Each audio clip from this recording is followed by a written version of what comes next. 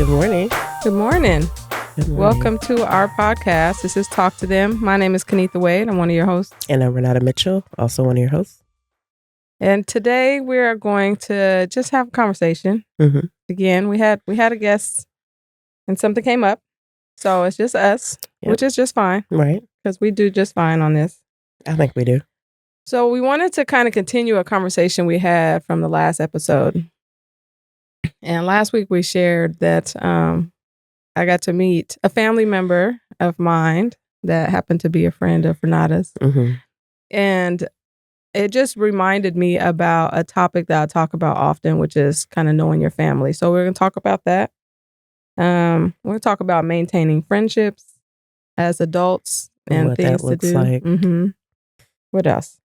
The impact of social media on relationships, all relationships, friends, families, any kind of relationship. Co-workers. Mm-hmm. And what that sometimes looks like. And then what else? Setting boundaries. Yeah. So we should have a good discussion today on all those topics. Yeah, I think so. All right. You want to get started with the family situation? Yeah. Since that little run-in that we had, I got the phone number of my cousin. And what's interesting is I've said this forever. My dad is like one of 6 kids, I think. And I knew his 2 sisters and I knew 2 of his brothers. But three of his brothers. But there were a couple more that I didn't know. I guess more than 6. I don't know how many kids they had, but whatever. And my uncle, Stephen, had a lot of kids. And I knew that growing up. I grew up knowing, I think his oldest son, which was my little cousin, Stevie. And I knew Stevie had brothers and sisters, but I didn't know them. And so I used to say when I was in high school, we need to know our family, right? Especially in high school, knowing that you got family member your age that you don't know. It's like, this is Portland. Portland ain't that big. You mess around and be messing with your cousin. Right. And have no idea. Right. So the cousin you met is his oldest because he's 2 years older than me. Well, Stevie was older. Stevie was older than my brother. Oh, I thought you said the cousin that I did know. He wasn't my little cousin. He was my older cousin. Okay. But his name was Stevie. Him and my brother ran together tough. Okay. They did the same BS. That's what I heard. Yeah, my brother, now to sit down and talk to him about some of the stuff that he did. Him and Stevie did the same thing. He used to break in our house, steal our Nintendo, take stuff, go sell it. Mm-hmm. They were, we lived off Kirby Block. So, they associated themselves with the Crips and they just did stuff. I used to find handguns in the house in the 4th grade. I remember hiding a gun that I found, like he shouldn't have this. So I hid it somewhere because I was like, why? Yeah, this shouldn't be in my house. Like I shouldn't have access to it. So I hid it. And my brother was so mad. Mm-hmm. And I just remember just stuff like that. And it was Michael and Stevie all day. And then, middle school happened. I don't remember what was all surrounding the situation, but yeah, anyways, he did some stuff and it was a standoff with the police and he didn't make it. He didn't make it out of that.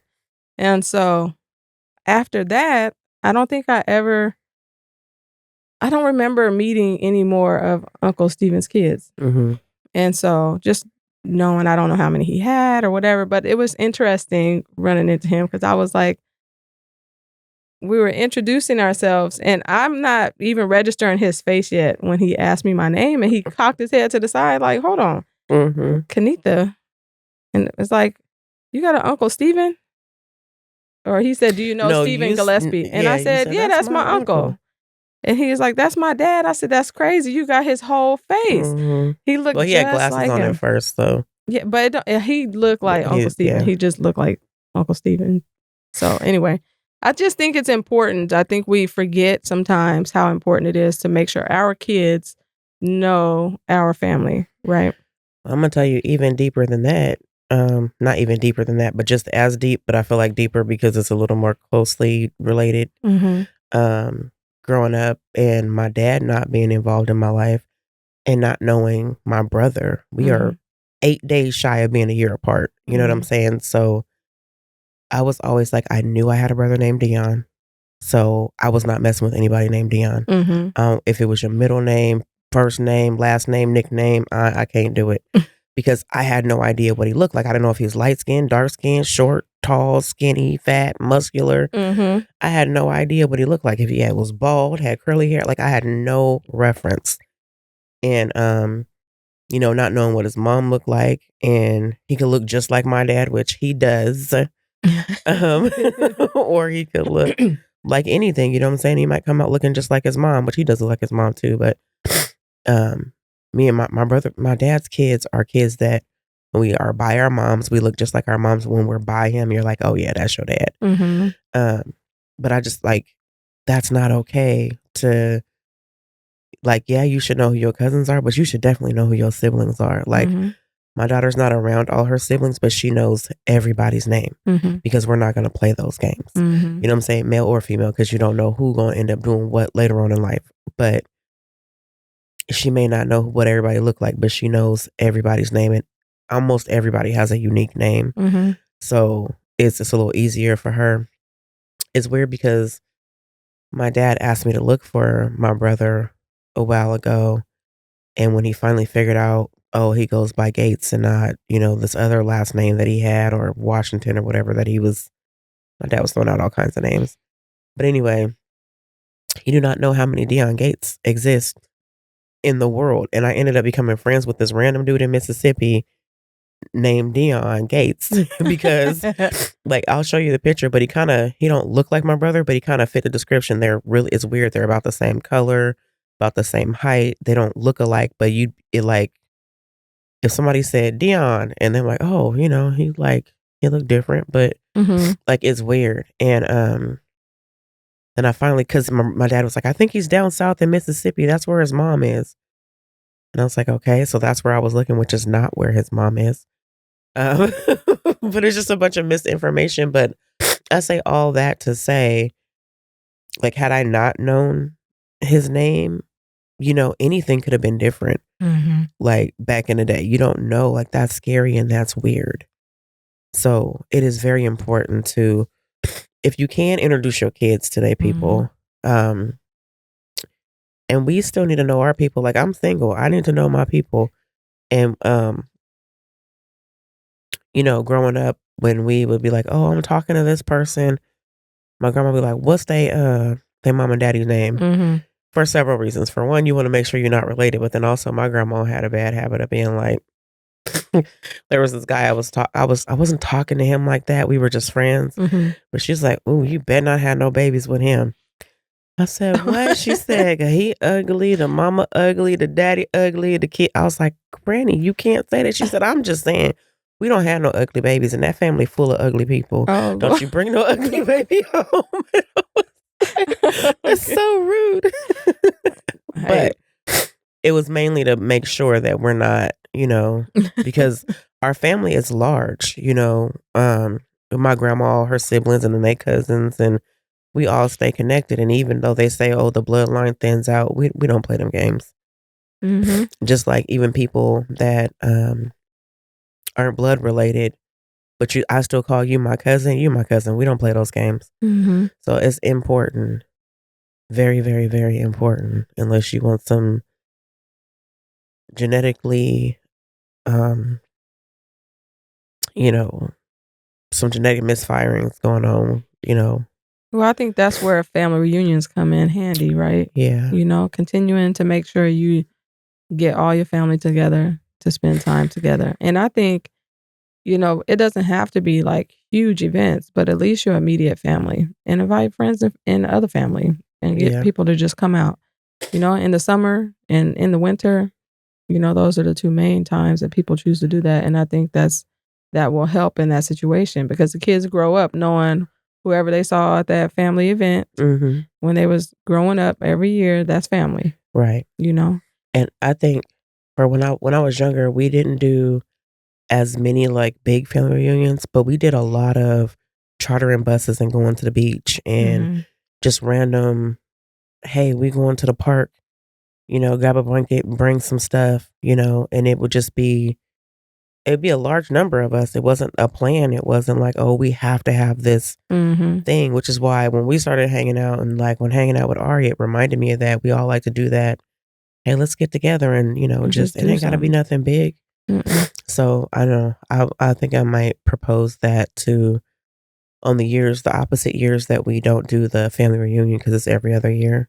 We should just at least do, like, a barbecue at a Mhm. park. It ain't gotta be nothing fancy. It ain't gotta be a bunch of planning.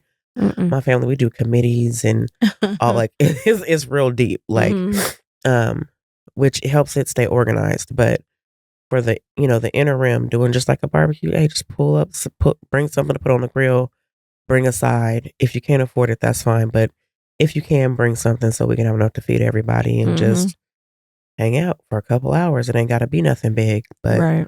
we do the whole 3-day thing every other year. Mm. It got interrupted during COVID, so we've been having a hard time getting on track, but My family's never had a family reunion, not that I know of.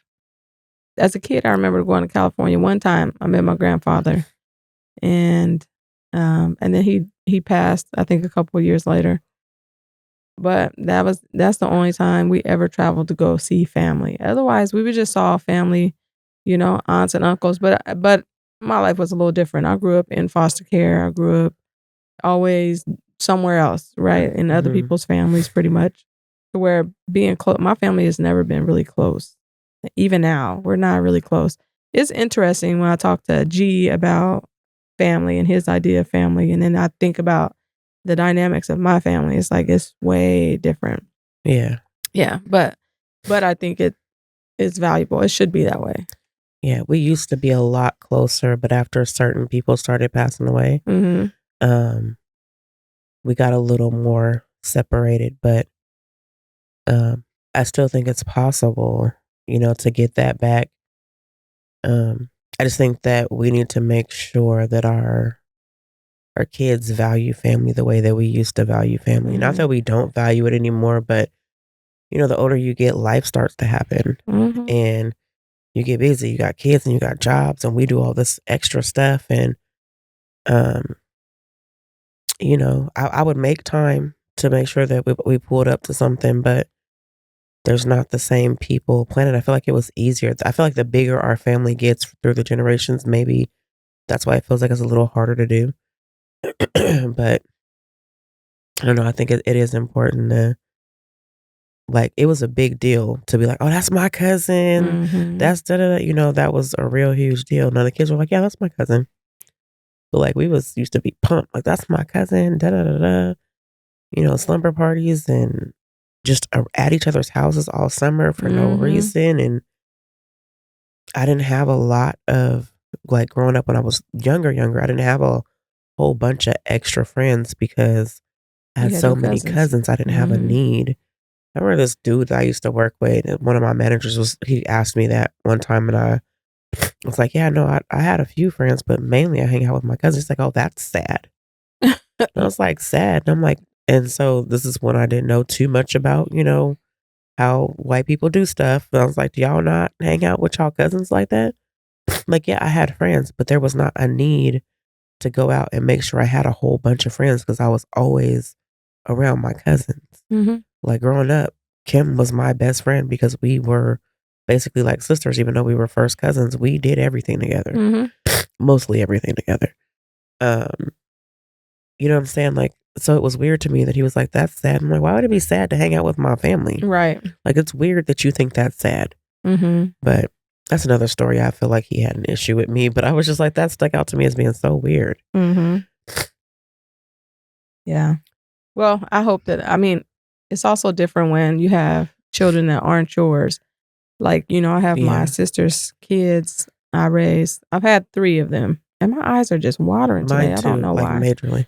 But, 3 of my sister's kids, and she's had at least 4 to 6 more kids, and some of them I know where they're at, and some of them I don't.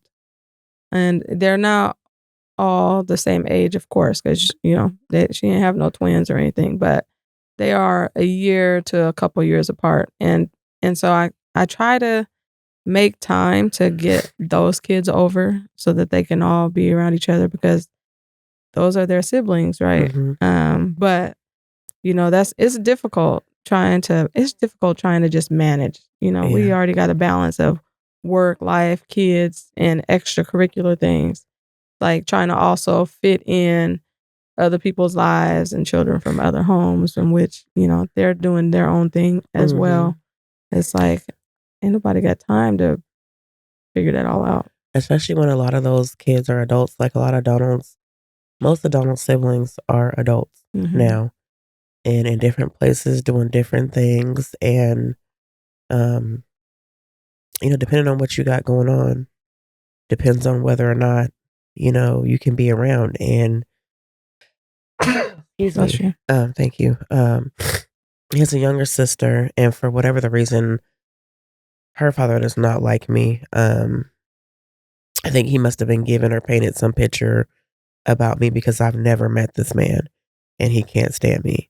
Um, as far as what I've been told from several people. Mhm. So he doesn't really get to see his younger sister. Um, but his older siblings, I'm open to it, but he has a brother that lives like in Salem or something. And the other brother, we don't know where he's at. He has a brother that lives here. Um, and we try to connect with him and especially on holidays, make sure like, hey, this is what we're doing. Do you want to go? And he's always gone the last couple Thanksgivings that we've had or Christmas or whatever. He's down. He's like, yep, I want to go. Couldn't come last time because this boy loves animals and he got a dog. And the first time we brought the dog, but by the time we got to my brother's in Seattle, Renata and I was like, no, we can't do this. Mhm. Uh, then last year, he ended up with another dog. And he was like, I'd have to bring it. I was like, oh, no, no, no, no, no, no. When you find a babysitter for your animals, then we can do this again. But this year the holidays are at my house, so hopefully he can leave him at home Mhm. and then he can go check on him if he needs to. But I don't know. We are like it is open, but it's also like kind of a safety thing too, Mhm. because at any given time, I've talked about this. I don't know what kind of feelings my cousin may have towards me, Mhm. and I don't know. I need to protect my home. Mhm. So, and I feel bad because, like I said, we grew up like best friends and sisters or whatever, and I want that person back, but I know that Mhm. person doesn't That's exist not right. anymore. She's been through a lot, Mhm. even before she's gotten to the point to where she is now. So trauma changes people, and she's been through a lot of trauma and Mhm. dealt with it the best way she knew how. And I hope things get better for her, but I don't know that they will. And in her going through what she's going through, sometimes she loves me and she appreciates me, and sometimes I'm the worst person on the planet. So Mhm. Yeah, I remember. it's hard. I've gotten those same same concerns. Yeah, My sister calls once in a while, and she wants me to send pictures of the girls, and that too. and it's like, I'll send you pictures Uh-huh. maybe, but it's not often that she calls and she's like, I'm clean and sober and I'm doing this. And that was the last call she called and told me that. But it's like I need to see proof of that for a while before I move mountains to change, the dynamic of what is going on. Because it would be nice to have your help to take care of these girls. It would be. Right, I need it. right, But I'm not gonna take it at the cost of something else. And so my peace is one of those things. It's like I want to help you. I do. I want the best for you, right, but you got to want it for yourself and you got to start that process before I can jump in there. right. Cuz I don't want the responsibility of taking on another. Responsibility, Yeah, I because have that's what it'll enough. be. Yeah. So maybe that I know it'll be kind of out of order, but maybe that should segue into the whole boundaries Mhm. uh, conversation. Because what's funny is I know a lot of people, not a lot of people. There's a few people who are feeling some type of way because I'm like, unless you're like in a healthier position, like we can't do this, and they feel like I'm doing something wrong by being like, no, I need you to be. I'm not saying you got to be perfect, but healthier Mhm. to be around him. And if he turns 18 and he decides that's what he just wants to go hang out with her and be under her, that's fine because I'm Mhm. not legally responsible for you. Mhm. I am still emotionally responsible for you, and that will be forever. You know what I'm saying? Because that's just how it is as a parent, but I I'll have no control over that at that time. I can't protect you Mhm. anymore at that point, and he doesn't know exactly, who she is or what she's going through right now, and I feel like it's important to keep him, like, safe from that, like, Mhm. and then people say, "Oh, you gotta let your kids experience this, you gotta let them do that," but and you can't save them from everything, but there's stuff that I can save them from. Mhm. There's stuff that I can prevent them from going through, and that's one of those things I don't want to just allow him to go Mhm. through. Now, if he bumps into her, that's one thing, but I don't know. Mhm. People make me feel bad for setting that boundary. Yeah.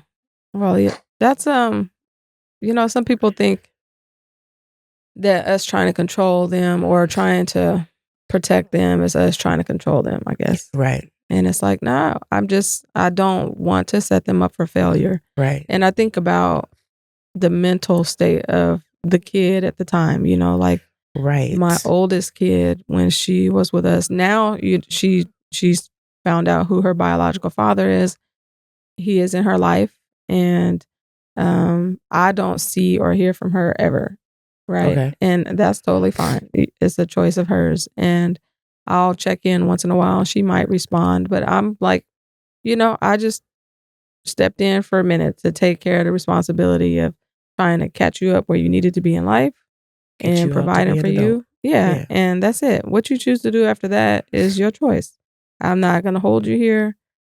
I'm glad you found your family.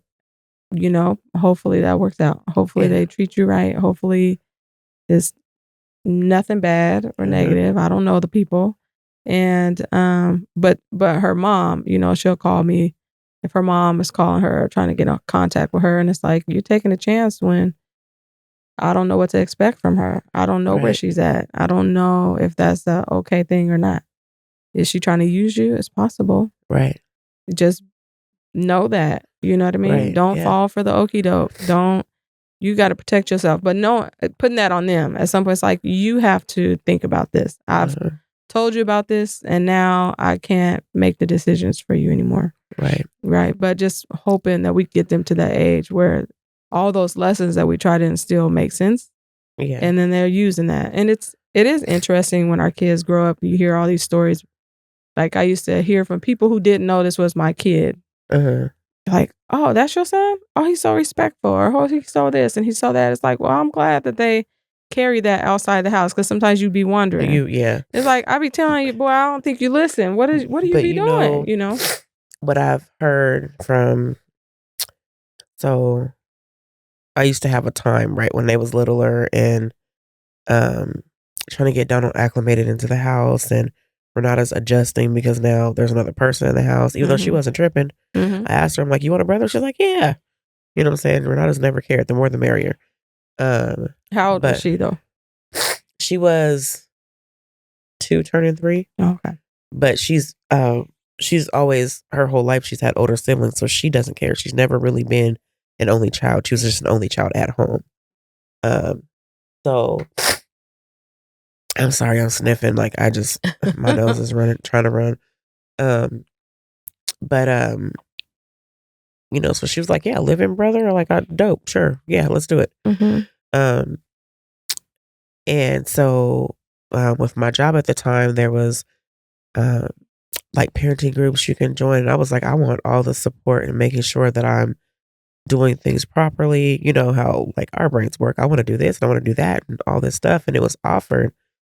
So I went to the parenting group and the, parenting class and the parent support group, and I got to this other program, PCDS, Parent Child Development Services. Um, where it's just, like helping to guide you through stuff. You have issues, you lean on your coordinator or whatever, like, "Hey, this is what's going on. Can you help me navigate it? Is this normal? Blah, blah, blah." And what was my point in saying this? Um,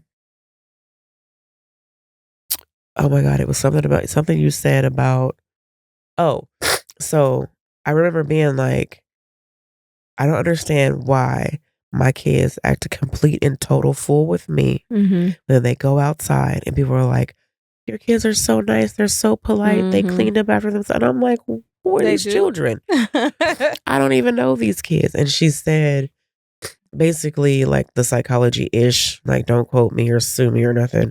Behind it is they feel safe with you. So they can be completely themselves, whether that's like a little crazy person, a little smart mouth person, all that. They can be that at home because they're safe. Mhm. When they go out into the world, not that they're not safe, but all the stuff you taught me, I'm gonna do that. I'm gonna be that person. But just like when you come home and you're like, wash your face and take your makeup off, take your hair off, or wash it out, or whatever you want to do, you be your most broken down to default self. That's the difference, is they Mm. are their default selves at home, where they can express all their emotions and feel all their feelings or whatever, because they're safe. You're not going anywhere. Mhm. And I was like, okay, because I was wondering if it's just me. Do they not like me? Did like doing Alright. something wrong? But yeah. But anyway, so back off into the boundaries. That's one boundary that I've set that people make me feel guilt. Tried to make. I used to feel guilty. I no longer feel guilty, but Right. people still try to make me feel guilty for. Mhm. Yeah. Well, I Uh, think part of that is once you learn more about yourself, it's like nobody can put that guilt on you no more. right, Like, I know why I'm doing this. There's no right, question as to why I'm doing this. So why you worried about it? Oh well, that's your problem. yeah. Right? It has nothing to do with me. Yeah. I'm taking care of my kids. Let me manage Let my me do that. household. Yeah. Yeah. I get it. So what do you guys if working on boundaries, talking about that, like what do you feel you have to put boundaries up for, I guess? That would be a question I would ask for like Yeah. people to chime in. What kind of boundaries? I know at some point I didn't have boundaries. I never really thought about boundaries until probably the last couple of years, really, Same. where it was just like I always did what I could to make this happen and make that happen. And if I could do it, I was going to do it. Man. That was it. There was no reason why or if it was more important than another thing at all. Right. It was just if you asked me to do something and I had the capability of doing it, I'm gonna do then it. I was going to do it. And Right. And then now, if I couldn't do it, I'm gonna try and help you find somebody who could. exactly. Yeah. And then you realize, as you learn more about boundaries, like, why am I making myself so available or tiring myself out for this or that when it has no value to my life? Not to say I only do things that add value to me, but, you got to think about that first Yeah. sometimes because there's so many things that will drain you taking your energy and put it into something that doesn't benefit you or your family. But when you and your family are in need or there are things going on, those outer energies are not out here to They're help not out. at all. I think that was one of the things that kind of catapulted me into um why am I spreading myself so thin for everybody? Mhm. And people don't even like, oh, do you need anything? No, I'm not saying that there's nobody, because like I said, last time when I was sick, you and my friend Naima dropped some stuff off, and Naima's good for that. Naima Johnson is one of the dopest people I know. She is a caretaker. That is Mhm. like who she is. She has a gentle soul, and she, like, a couple years ago when I thought I was dying, because I was dying, and I found out when I got to urgent care. Um, she was the only one out of all the people I knew from work, all the people I called my friends, who were like, "Do you need anything?" And I mean, I could not get out of bed. I was Mhm. like sweating through my clothes, through my sheets, everything. And when I got to urgent care, they're like, "We're gonna, if we can't get your vitals under control, we're about to life flight you to Sunnyside." Like, it was Mhm. deep. They didn't know what was going on. They're like, "We don't know how to fix this." Then all of a sudden, my vitals regulated. It was crazy. Um, but she brought me like bags of groceries. She's like, "Do you need anything?" I said, "The only thing I can do is drink fluids, and I've been eating grapes because I can just randomly just pop one or two in my mouth." She bought me a gang of grapes, all kinds of hydrating Mhm. beverages and water, and then food that the kids could just throw in the microwave, because I'm telling you, I was no good. And it Mhm. was me and my kids at home by myself, and they were younger, not super young. They could use the microwave, but younger to the point to where there should have been another adult there, or at least somebody who's like, "Let me come get the kids." Mhm. When I finally went to urgent care, Ari was like, "Bring them over here," and my auntie was like, "No, bring them over here," because she's closer to urgent care or whatever. But uh, it was crazy, and so I'm like, why am I am always there for people. I still do it. Mhm. Like last night I was telling G, I'm like, I was sitting here looking at the event. I'm like, I pull up for everybody. Mhm. I pull up for everybody.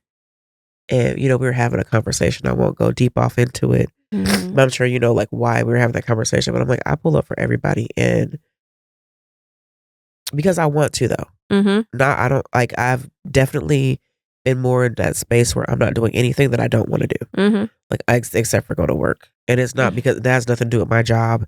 It's just sometimes you don't want to get up and go to work. Mhm. But I remember we were having that conversation and just being more of that person. Like if I don't want to do it, I'm not going to do it. Mhm. And I've definitely became that person. Um, but having to be like, you need something. I don't have it or I don't have the time.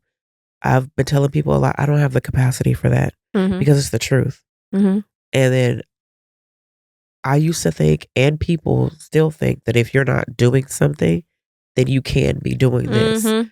No, I'm not doing nothing because I don't want to do anything or because I need to not do something. Mhm. And that's a hard boundary that I've had to work on the last couple of years. It's Mhm. another one of those journey in the 40s type things for me. Mhm. When people like, well, you just sitting at home. Like, why can't you? Because I'm having some peace of mind right now. Yes, I'm relaxing. because I'm I'm always doing something. sitting down and taking a moment. It's a break for me. Yeah, And so if I don't want to jump up right now and go run and do something outside my house for you in this moment, that's that's okay. not getting me no gas money, no Right. money, no advancement in Mhm. career. It's not doing nothing for my children, not doing nothing for my business. And Mhm. no offense, not saying that, like you said, it doesn't have to be that. But if it's my peace of mind over anytime that I've done, since I've set that boundary, anytime that I've done something against that, because nobody's perfect, Mhm. I have a miserable time. Mhm. It's always something, traffic's messed up. It's, uh, I forgot I didn't get gas, so now I gotta stop and get gas. Want to go get a tea, but the line is wrapped up. Like it's all the things that are saying, go home. Mhm. You wasn't supposed to be outside anyway. But Mhm. now, because I said, and I try and be a person of my word. So Mhm. since I said I'm coming. And I'm trying not to have an attitude with you because it's not your fault. But at the same time, I want to be very comfortable in my bed watching a movie. At the most, outside of that, talking to Kennitha on the phone, or we're both in the same space doing that. Like, not, you know what I'm saying? Like, Mhm. there's just certain No stuff I extra don't want to stuff. do. Right. Yes. Yeah, I felt myself getting there yesterday. I was like, every little thing that kept coming up yesterday, I was getting Oh, more I and more know. annoyed, That more was, and more annoyed. And then I wanted to drop off his cord and go home. I didn't want to come back. I I, was like, I think I'm over this. I yeah. don't. Nope. I'm Y- the no. You know You what? know. I said what I'm not going to do anymore because I didn't have an event planned for October. Mhm. So what I'm not going to do anymore is put anything on the schedule that I didn't plan to put on the schedule. No, I think I was. It was. I think it would have been fine. I was okay with even 4 people showing up. No, it's not even that. It wasn't like the event. It was all the things that were thinging all day. Uh And I was like, I could have just been at home. You know what I'm saying? Now, don't get me wrong. I had a good time. Yeah. We actually got to finish our paintings for the first time. Yeah. Um, I was surprised because I was like, I ain't gonna get to finish no painting. This would be while I was driving back and forth, going home to That's what get I was stuff. thinking too. And then the people, like, so first of all, I appreciate the people who came out. They are good energy. They had a good time. We had a good time. Mhm. But it was like getting there and the people in the space that weren't supposed to be in the space. And then the one folks who were like, it was like 4:30, almost 5 o'clock before they moved. And I'm like, I told you I had this space reserved. You Mhm. would think that you would at least try and hurry up or get your stuff and Well, they were like, I don't see move. no people showing up yet, Well, and then that's not, and I then they don't left a care. bunch of shit on the table. And it don't matter who was or was not showing up. I told you I have the space reserved at 4 o'clock. I'm setting up. Everything is set up around y'all except for y'all table. And then y'all leave. It was like they went and got extra napkins, extra forks and plates and spoons just to completely A cover the mess. table with stuff. Mhm. It was crazy. But it But worked out. it did. It eventually worked out. It looked how I wanted it to look. I Mhm. want to try and stick with those centerpieces. I Those are like my those favorites centerpieces. so It's cute. far. Um, every time I change my mind about, and I was like, I'm not gonna tell nobody this time. I'm just gonna do it because people be having stuff to say like, you don't need new. Yes, I do. So I really like those. Those are fun. That's my go-to type of centerpiece, but I really like those. Well, I think once we get into the habit of like today, take all those brushes, clean them, prepare it, and have it maybe put in a box and ready for the next paint and sip.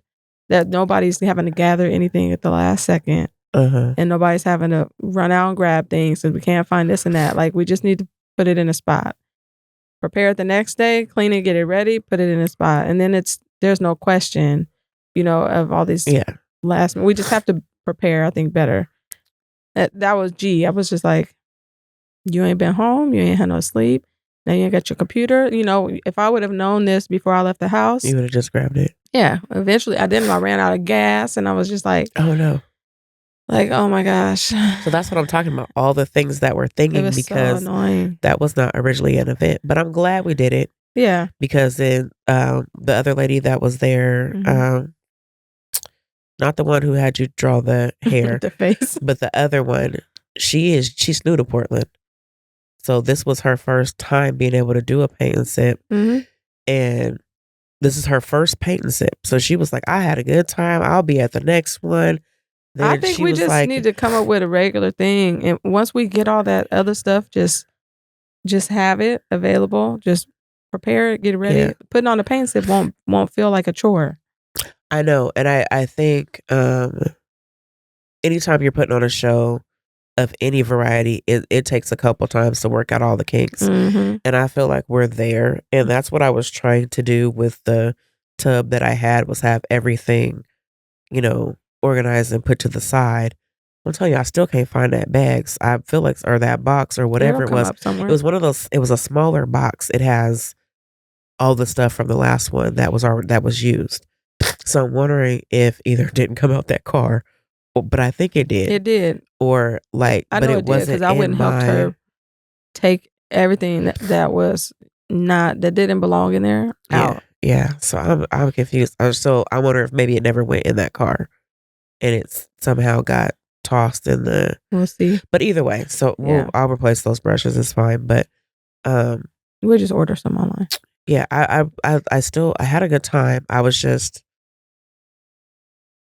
it wasn't the plan because we have so much stuff back to back. Like, then this week coming up, it's the Acting a Fool show. And then within the next 2 weeks after that is the storytelling show, which I already got. Lance last night was like, hey, can I get on the storytelling show? And I'm like, it's already booked. He said, no, not this one, the next one.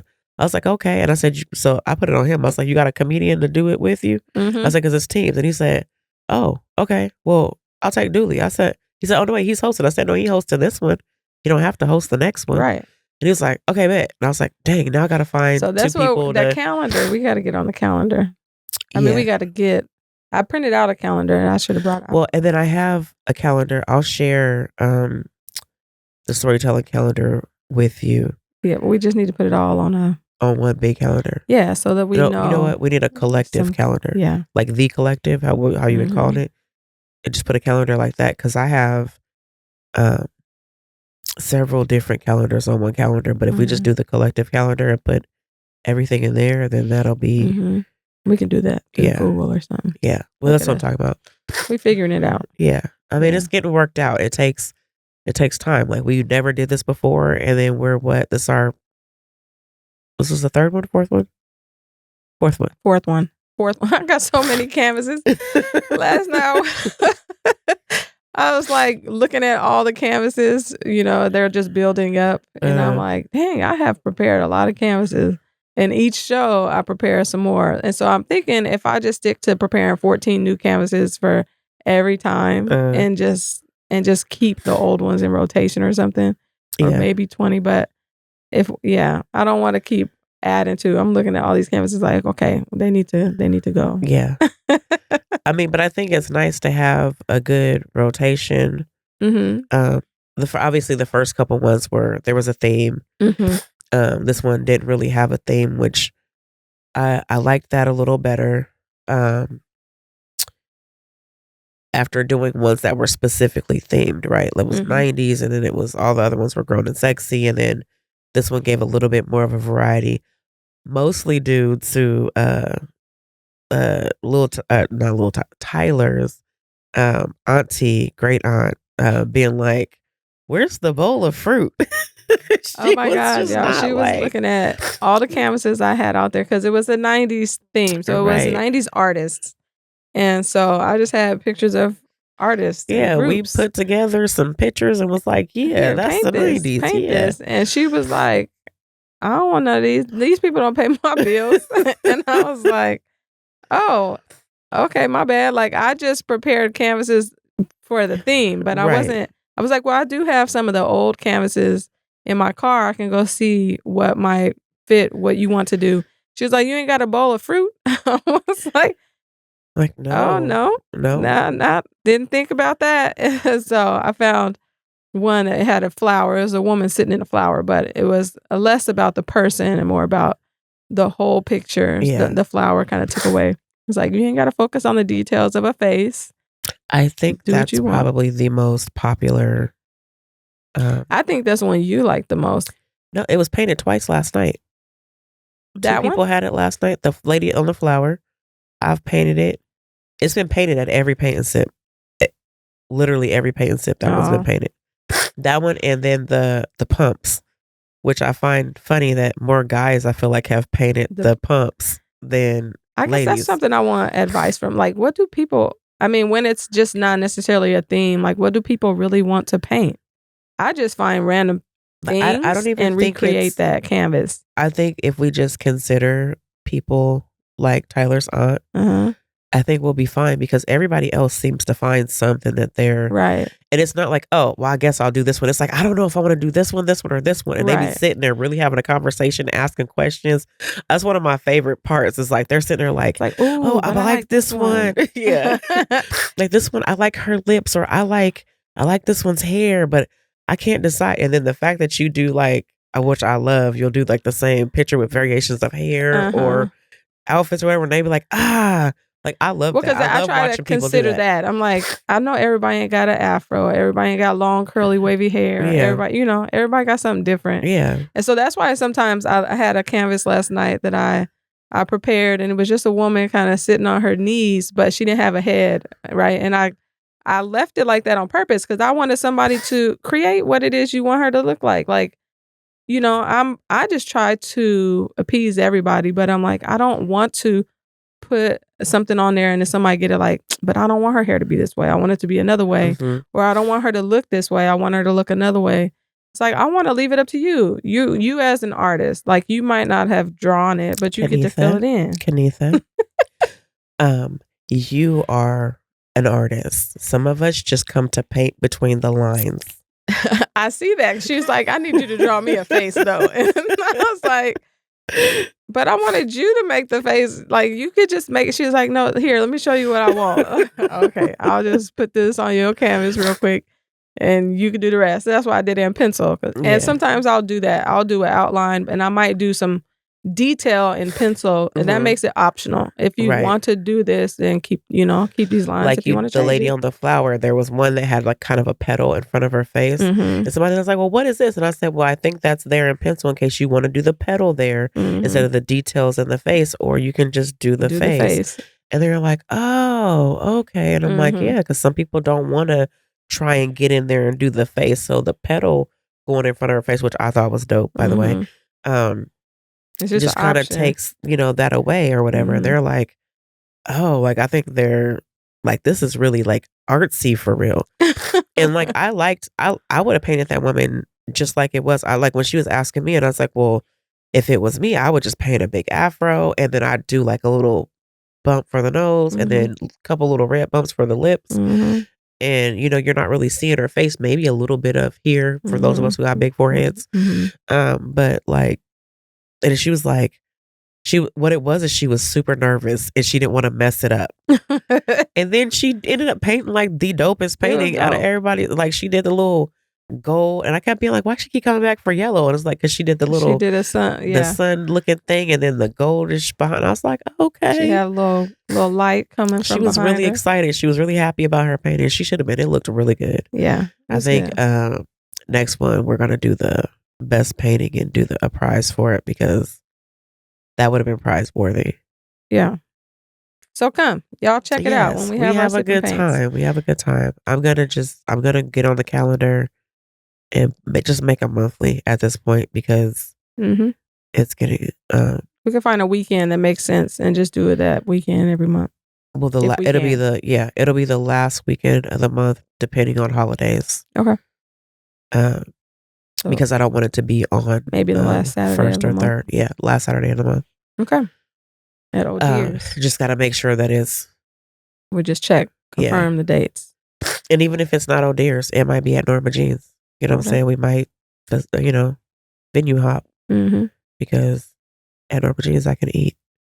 I know that sounds crazy, but I can't because of seafood and stuff like that. I can't eat at O'Deer's. But Yeah. anyway, All right, so that can take us into our next conversation with how to maintain friendships, and doing things together is one way to do that, especially in adulthood.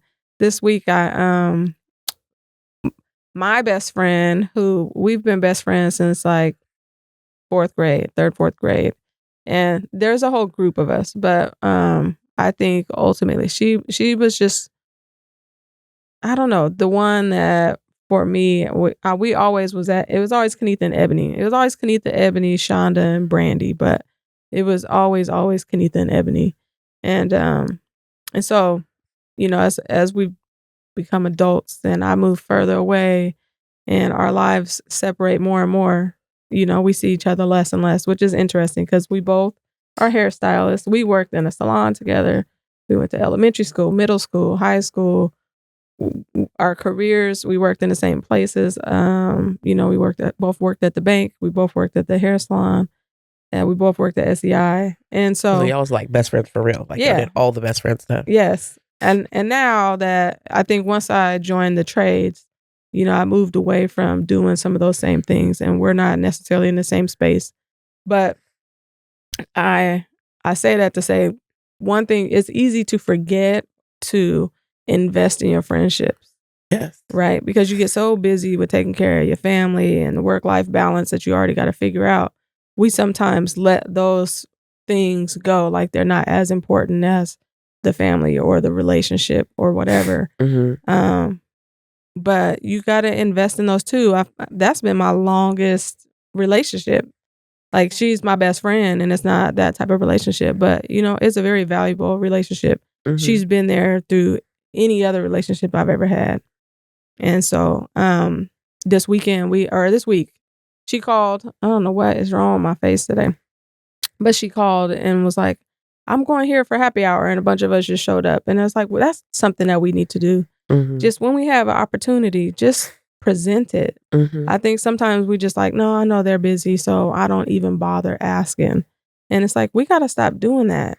We have to stop doing that. I know That feels sometimes like a I'll be shot like, a little bit, but okay. no, it's not. I'm just saying, how many times do you think I want to go do this, but Mm-hmm. I know they're busy, so I'm not even going to ask, or I'm not going to, because sometimes it feels like you're just introducing unnecessary stress. Like, they want to, but they Mm-hmm. probably can't. Yeah. I don't care if that's my case or not. Let me decide if I want to show up or not. You know what I mean? Like, I think about how many times I do that. And so I tell myself, I need to stop doing that. And just, if I feel like going to get happy hour, it might be at the last minute and nobody might be able to show up. But there's a chance that somebody might show up. Mm-hmm. Right. And so instead of just dismissing it before it's even an option, think about that, because those opportunities are times for you to connect with your friends. Like, it's important. It's helpful. We had a good old time. We just sat there and had a margarita and whatever Mexican food we had and just chilled for an hour and a half. And it felt really good. Yeah. And I think if you can show up, even if everybody can't come. I think a lot of times, like in my girlfriend group, which we like kind of formed during COVID, sometimes if we all can't go, we keep moving dates around and times around, trying to find time for everybody to go. And then sometimes it's like, well, it works for most of us, let's try. And then we feel bad because the other person couldn't make it. Then you see pictures and you're like, oh, I wish I could have came.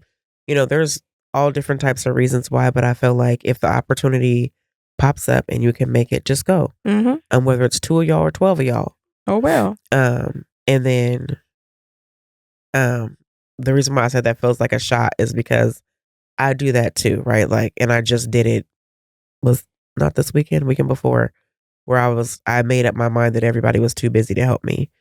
Um, and I surely wasn't thinking about that. I know, but it's the guilty conscience thing. Uh-huh.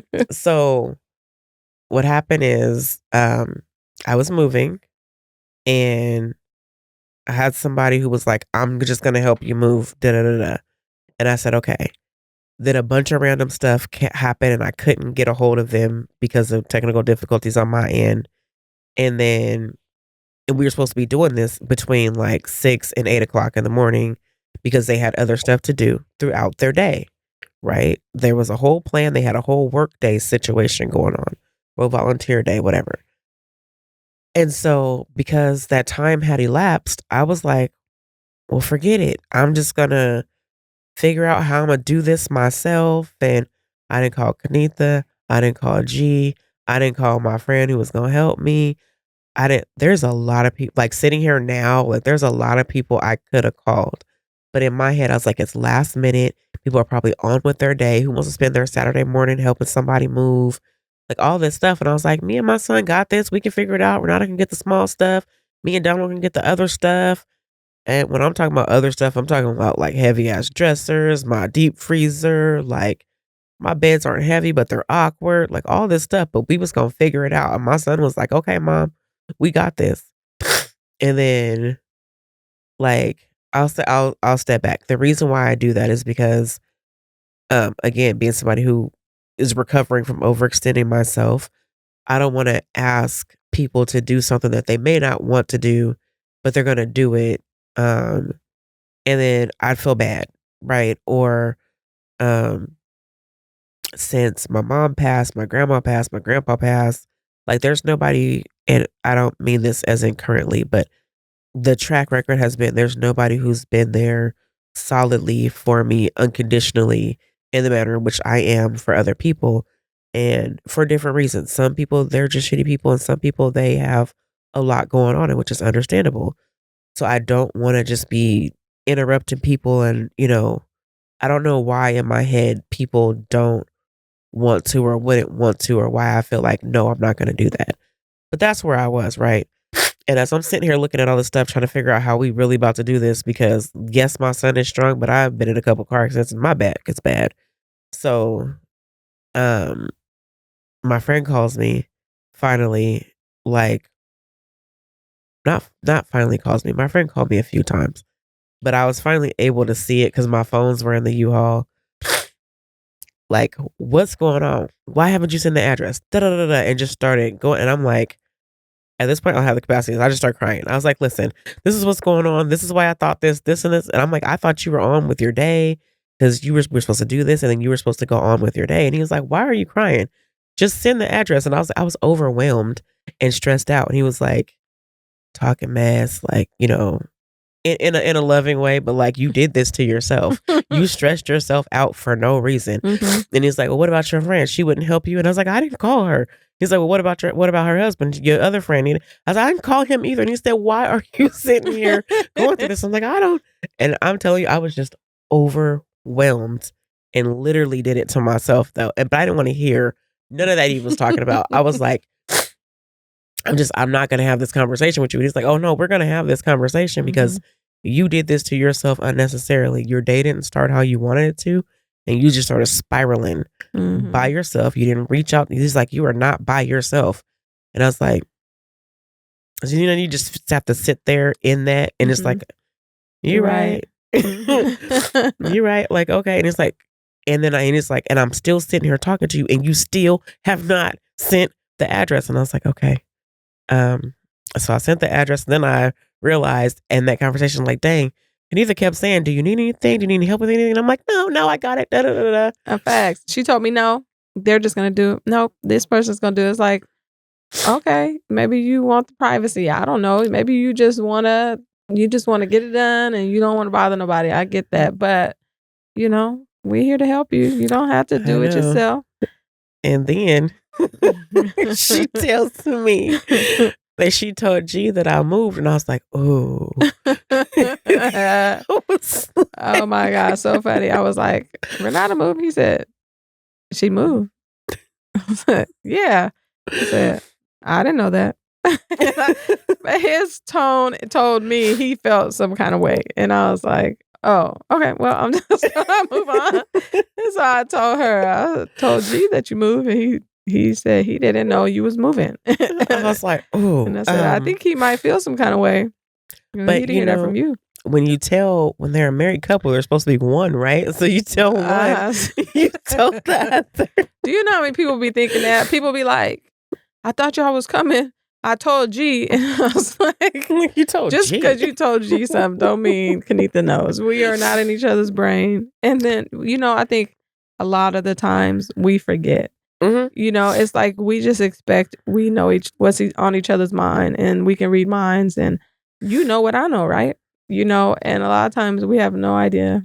And the more we communicate now, I think we're a little more mindful of that. But we've never worked in a way where we just didn't assume that each Yeah. other knows. It's like we don't know. I don't know what's on your brain because I don't spend all day with him, and he don't spend all day with me. And so oftentimes I think we get into situations because we do that. It's like, oh, my bad. I forgot you didn't know what was on my brain. Right.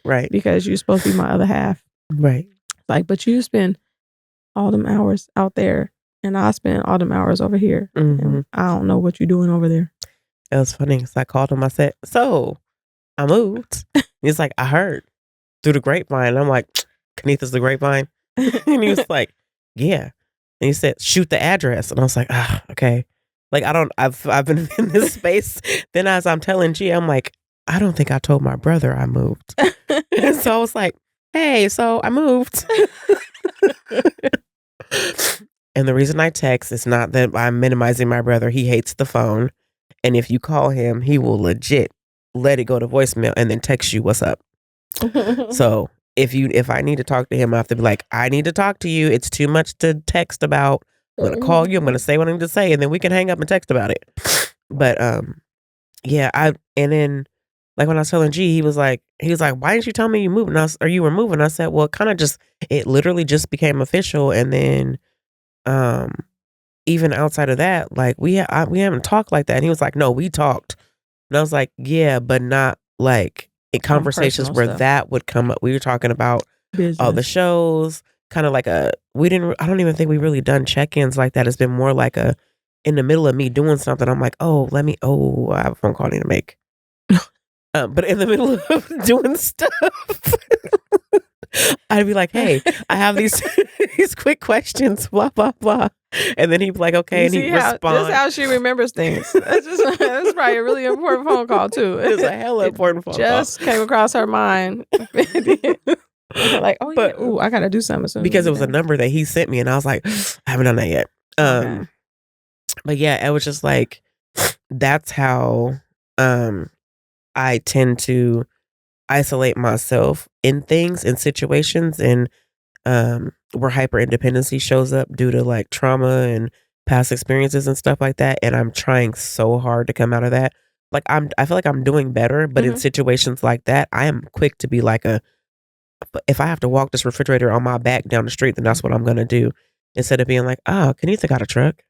I'll just be like, "Well, the plan I had didn't work out, so I gotta I'm about do to it strap myself. it to my back." And yeah, I'm just going. She gonna have to get over that. I am trying so hard. And I have in certain spaces, like I'll have vulnerable conversations. I didn't used to do that at all. Oh, that's something you new couldn't open to me too. up you'd have to dissect me and put my brain on something and try and put electricity to it to find out what was going on. Because it's so uncomfortable. It I would is. say that's a transition I'm in right now of getting comfortable with those uncomfortable conversations and being vulnerable and sharing the. It's weird.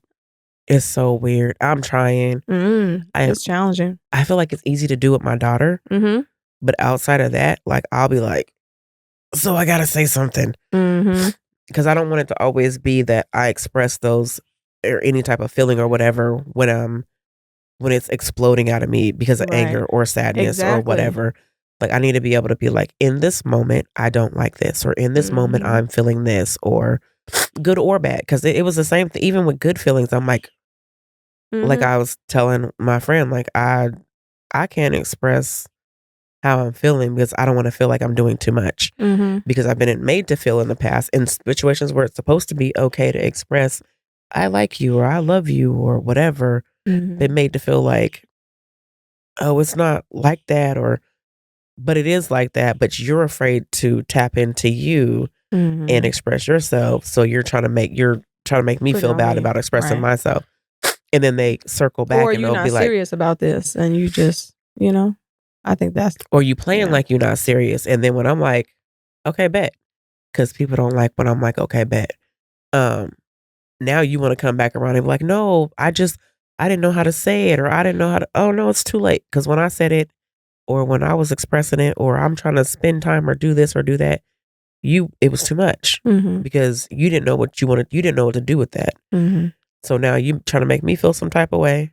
So now, good, it's done. No problem. Mhm. Don't worry about it.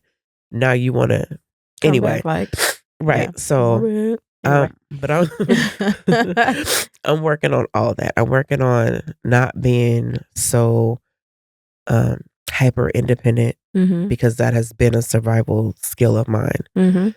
or trait, whatever you want to call it. And then being more vulnerable with, not with everybody though. I'm not. I mean, just where it's necessary. Mhm.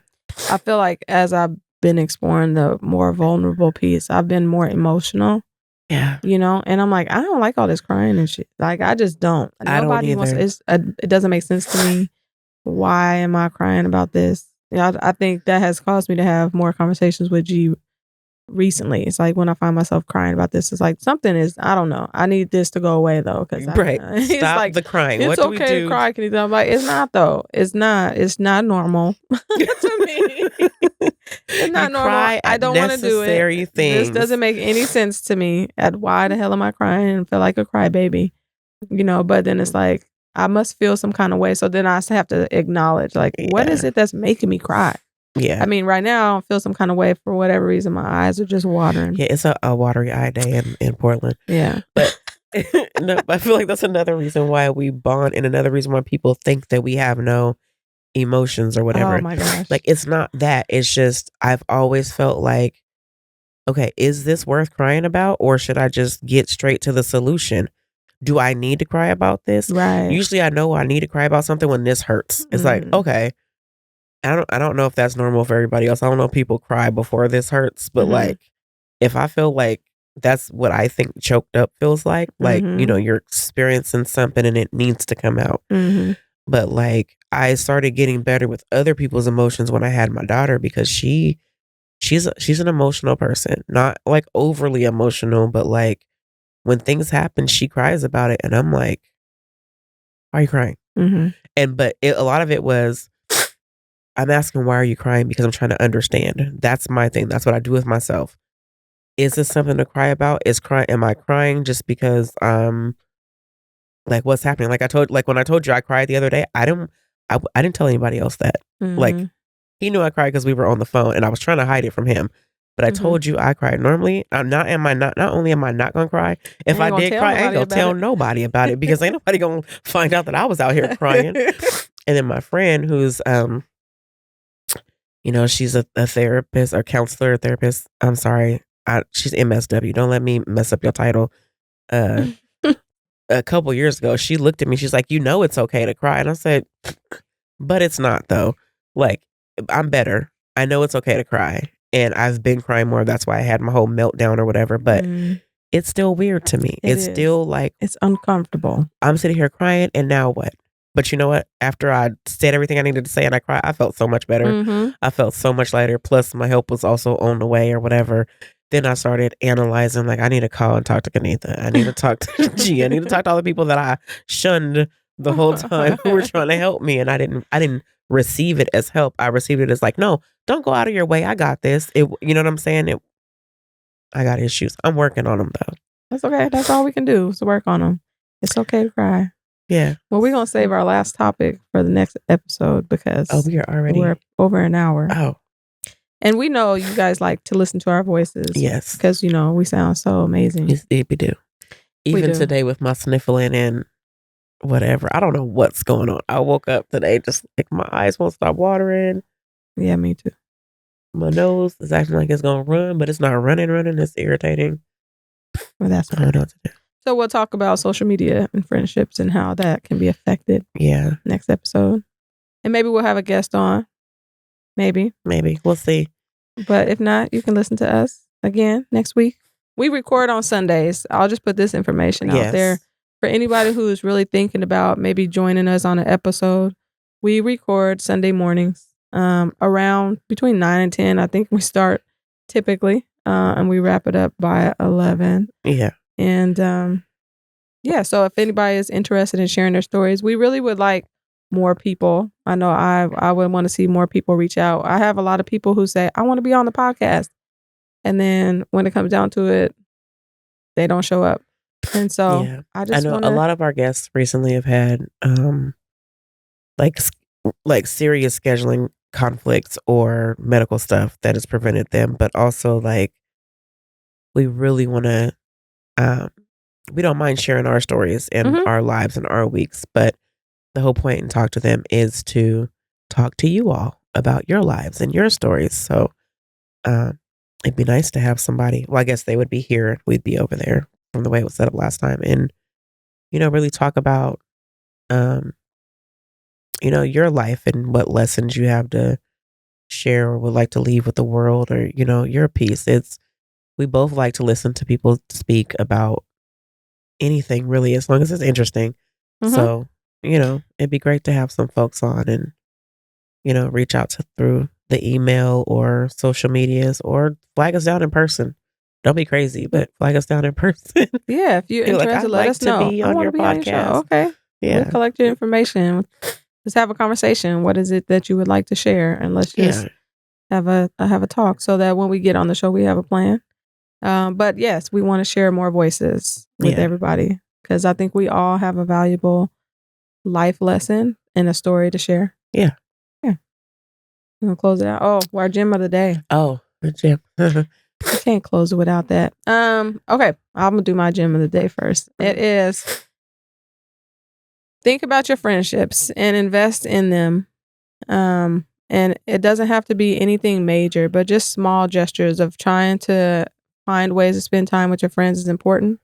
And I think it can add a lot of value to your life. It's kind of like the doing something for yourself that sometimes you forget that you need. And sometimes hanging out with your friends reminds you that, that's just something that we need for us that we should make more time for. So that's my gym for you. Check in with your friends and spend time with them. And my gym is to understand that you're not alone and accept the help of your friends and family who love you, and they're not trying to not they're not trying to, but you are not intruding upon their lives, especially if they're offering to help. Um I guess what it boils down to is you're not a burden on other people. Um Especially those offering help, and just accepting that. Even though I don't look at it like that, but like I feel like that's what it kind of boils down to, and maybe that's how people are looking at it. But um, hyper independency is a survival skill, and if you're not in survival mode, you kind of got to let that go. So yeah, there's that. It's a work in progress. Absolutely. Mm-hmm. All right. Well, those are our gems for today. Mm-hmm. And thank you for joining us on Talk to Them. Where every story counts. Have a good day. Bye.